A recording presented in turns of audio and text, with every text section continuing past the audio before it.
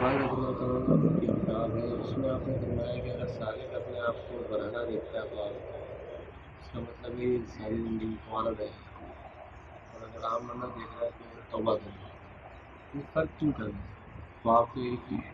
ہاں نہیں، سالک کا یہ تو آپ نے سالک کا ارشاد فرمایا حضور بس پاک رضی اللہ تعالیٰ عنہ کہ اگر سالک اپنے آپ کو بے لباس دیکھے خواب میں تو وہ کمارا رہے گا. تو یہ آپ سے منقول ایک تعبیر ہے. جی علامہ ابن سیرین رحمۃ اللہ علیہ نے، وہ تو آپ تو تابعی ہیں، جی آپ سے جو منقول ہے وہ کچھ اور ہے. آپ نے فرمایا کہ اگر عام آدمی دیکھے کہ وہ بے لباس گھوم رہا ہے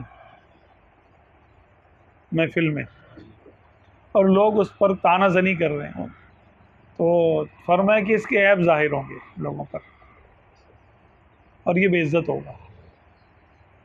اگر قرض والا دیکھے، جس پہ قرض ہے، وہ دیکھے کہ وہ بے لباس اپنے آپ کو دیکھے اور کوئی اس پر تانا زنی نہیں کر رہا، تو اس کا قرض اتر جائے گا. اگر بیماری والا دیکھے گا، اپنے آپ کو دیکھے ایسے بے لباس دیکھے، تو اس کی بیماری جاتی رہے گی.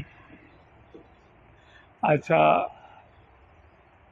اگر تانا زنی نہیں کر رہا، سالک یعنی سالک ہے وہ، اور وہ بے لباس گھوم رہا ہے خواب میں لوگوں کے درمیان اور کوئی اس پر تعان نہیں کر رہا، تو اس کا مطلب ہے کہ اس کی مغفرت، سابقہ گناہوں کی مغفرت ہو چکی ہے. ہاں، کہ وہ بوجھ نہیں اس پر.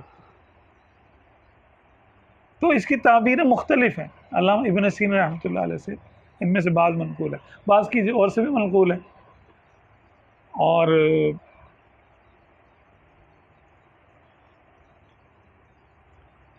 لباس کی بھی قسمیں ہیں. لباس کون سا ہو،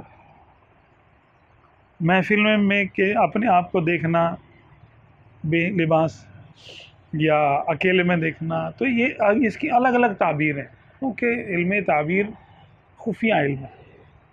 تو ہر کسی نے اپنے علم کے لحاظ سے تعبیرات کو جو ہے نا بیان کیا ہے. اور حضور غوث پاک کا نام تو بہت بڑا ہے، لیکن یہ بھی ہوتا ہے کہ وہ ساری باتیں بیان کر دیں گے، ایسا بھی نہیں ہے. کبھی کسی ایک موضوع پہ کچھ ارشاد فرما دیا اور باقی موضوع چھوڑ دیے، یہ بھی ہوتا ہے.